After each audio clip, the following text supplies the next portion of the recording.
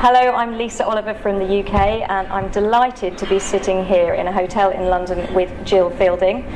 Now, unless you've been living in a hole for the past few years, you will know Gill Fielding well as a self-made multi-billionaire and mum.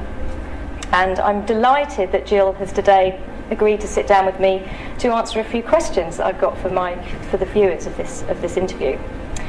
The first question I've got is really about whether anyone can become wealthy, because I read that you made a decision. One day you just woke up and thought, I'm going to be rich. Is that?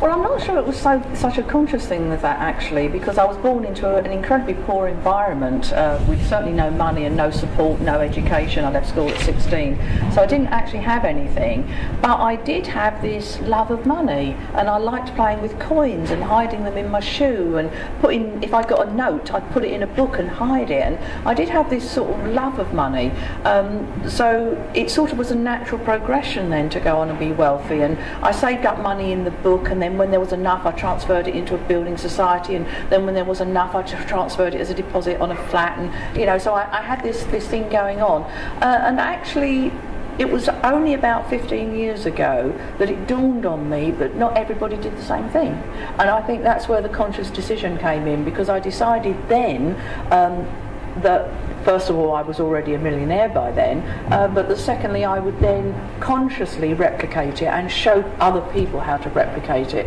So I actually thought that everybody knew how to be wealthy, they just decided not to. Right. So anyone really can become wealthy? Absolutely. You don't need any fancy skills. You don't need any fancy skills, you don't need a start in life, you don't need to be born with a silver spoon, you don't need to have lots of money. And I think that's what puts people off. They think that in order to be wealthy, you've got to have either a lot of money to start with or some money to start with, and you've got to have a certain character. So you've got to be mean and nasty and rotten, and so people don't become wealthy because they think it's too difficult. But actually, I know from my experience, I actually did some work with a Harley Street dentist, and he was earning about $300,000 a year, and his secretary was earning $30,000 a year, sort of tigging people in for appointments. And she was far wealthier than him because she had cracked a couple of the fundamental secrets to wealth. So you don't have to have lots, you just need to know what to do with it.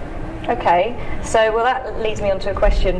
Many of the people that will be watching this are on the hamster wheel, as you call it, and desperate to get off, or maybe they're not, but they just want to create a supplementary income. What is your Harley Street dentist's secretary doing to get on that path for wealth, and what advice would you give? She has two pieces of information available to her. First of all, she believes it's possible for her, and that she's worthy of wealth, and that she can create something. So even though she's only got a little bit, she knows that with that, she knows for absolute certain that she can do something with it. So there's a massive belief thing there. And secondly, she knew the simple secret of everything that she earned didn't necessarily have to be spent, because as you mentioned, the hamster wheel, certainly in the UK and in most Western cultures, we have this concept that everything that we earn, everything that comes in, has to by definition go out by the end of the month, and that's a ridiculous story, because actually if whatever it is that you have coming in, whether it be 3,000, 30,000, 300,000, doesn't matter.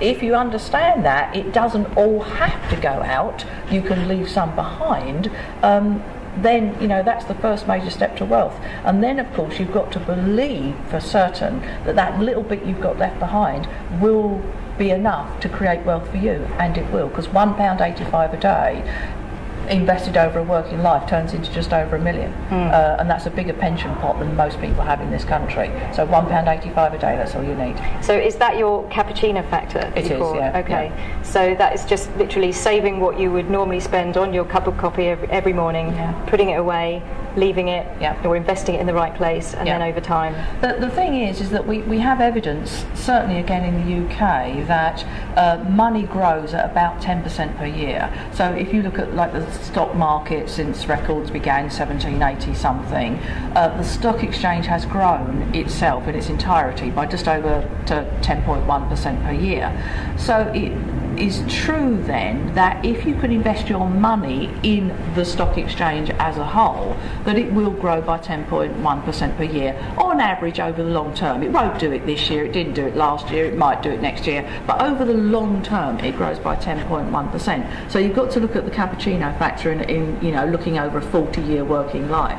And what I say to people is this, is take £1.85 a day, put it in a pot, put it in your shoe, put it, in a biscuit tin, put it wherever you like, and then at the end of the month transfer that £50, because that's what you will have, into a fund that mirrors the stock exchange as a whole. Now they're called tracker funds, and most people would know what they were, most banks would know what they were, most financial institutions would know what they were. If you put tracker funds into Google, you'll come up with a list, and what you're looking for is a general tracker fund that mirrors, let's say in this particular case, the UK Stock Exchange.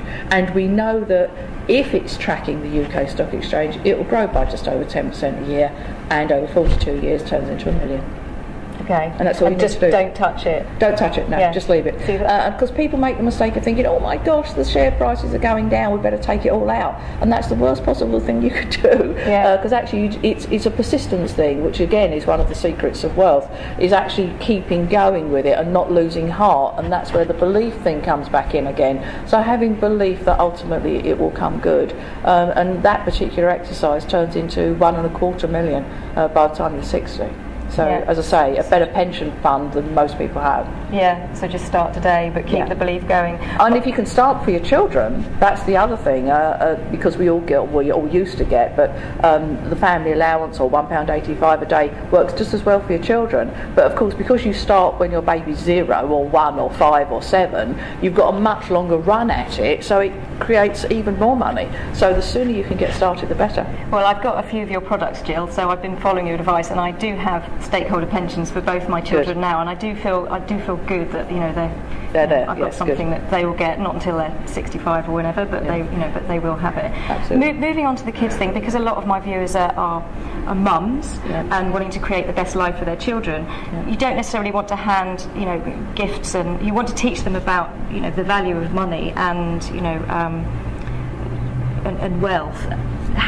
What advice would you give to parents in teaching their children about the value of money? Because certainly I was never taught as a child. No, we're not, and we're very badly educated, certainly in the UK, as far as money is concerned. And I would love to see financial awareness placed on the national curriculum, because we don't teach our young people about money at all. Nope. And then they get to the age of 18, they come out of school, they get a credit card application with terms and conditions 5 pages long, and they just sign it. And just doing that one thing with a credit card is enough to keep them in debt their entire working life. Because it on an average interest rate, it takes 37 years to pay off an average credit card balance. So they come out of school at 18, they sign one of these things, get an average credit card balance, and that's it. They're then stuck for 37 years going around this hamster wheel. And if only we could teach people that you didn't have to do that, you could do other things. And so for me, I really wish we did educate our children better. But talking about mums or dads or a guardian of any kind with children, you can do no better than teach them the 7 principles of wealth, because those 7 principles of wealth have held good for many, many centuries and are the underpinning of every wealth creator's money. And they're simple things like being able to control your income and expenditure. So with a child, if you give them £5 a week, $5 a week, pocket money, whatever it may be, you're sowing the seed in their head that they don't have to spend all 5. They can spend 4 and put 1 away for the future. And of course that's secret number 2, is planting the seed for the future. And just teaching children those basics will be infinitely more than the average person knows in this country. Yeah, fantastic. Gill, who's been your main inspiration in your path to financial freedom? Because it's been well documented that you said at the beginning of this interview that you started with nothing, and you've obviously become extremely wealthy in your own right. Who's been your main inspiration on your path to wealth, and why? Interestingly enough, I wish I could say it was Donald Trump or somebody that people would know, but it wasn't.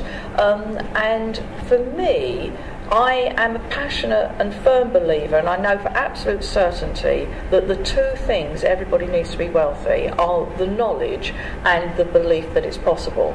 Now actually, let's take out the knowledge for a second, because the knowledge is very easy to get. Just Google, just come on a seminar, read a book. All the knowledge about how to compound money, etc., is very easy to obtain.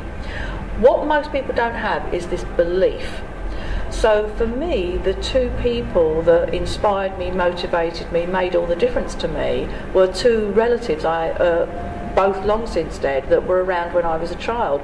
One was my mother's sister, Aunt Em, and the other one was my dad's brother, Uncle Dennis.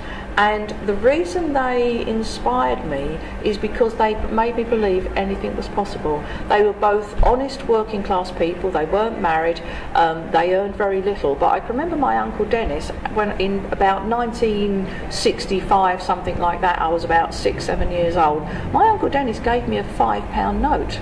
Now that must have been an entire week's wages to him, but what he and Aunt Em showed me is that money can be joyous, and it's there to be spent freely, and that you're worthy of it, and it comes and it flows, and that they understood and they gave very willingly and freely to me of what little they had, and it instilled in me a belief that I was worthy of money that I think is the underpinning of everything I have.